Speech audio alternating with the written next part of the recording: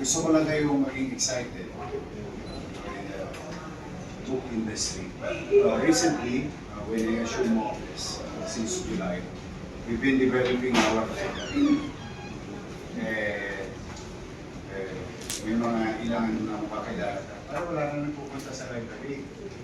Sabi ko, ano ba? Wala nagpupunta kasi hindi maliwalas. Or kulang-kulang. Or there's nothing on it. But recently, we invested infrastructure, the environment, and the equipment. Plus, we have some subscription online for others to access digital data. Ngayon, bahan-bahan sa library. Bahan-bahan ng tao. That's a good problem here. Good problem here. Today, officially, nilatag na yung aming mga MacBook. MacBook desktop. Mac desktop sa isa naming library. Because what we're gonna do is to put more Mac computers.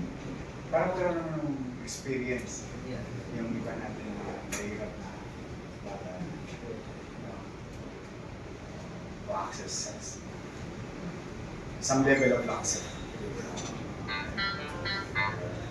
Daming tao doon sa library mo. Bakit umulan? Dinadayo po talaga. Saka naging ano na siya, breathing space for students. Safe space. May mga boom bag, ano yun? Bags? Bean bags kami na. Papay na siya, may wifi, Aircon. and the books are being utilized across, no? From elementary to colleges. Even private colleges students pupunta sa atin. Meron kami dalawang ginagawa pang bago. Sacramento sa San Francisco. Yung Sacramento yata ako na matatapos. Baka this year. Malaki yun. Malaki. Talaga nag-invest kami sa access to reading facility. Kaya malaking bagay ang Rex Foundation sa tulong nito. Dadami pa yung aming resources.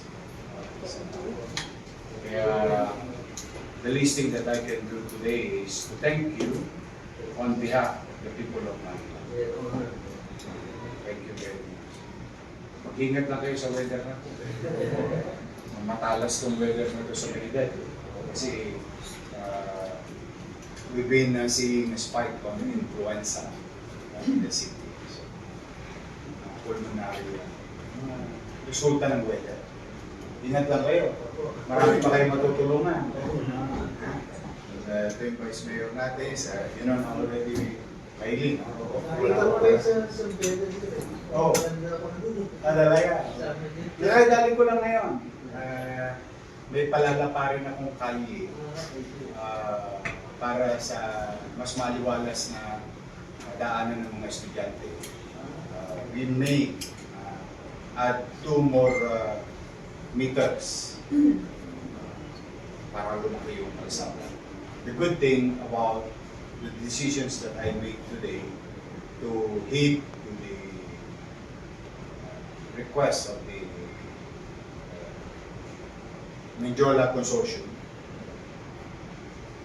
we are going to withdraw portion of the city property to be converted as public property o para lumaki yung kalsada nito. Meron isang kalsada rin kasi maliit, pero may property kaming adjacent. So we're going to add up 2 more meters for the community. Kawawa kasi sila, gumawa ng preso yung ninyo. Daming barbed wire, saka galingan mo.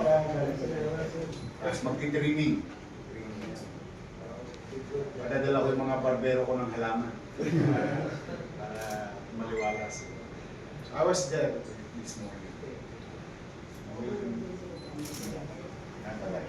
Good. Thank you. Sige, tirahin na natin.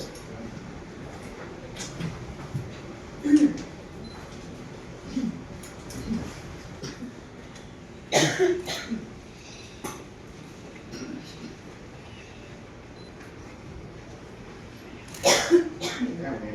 iwan na. Ano talaga na yan? Sa may order.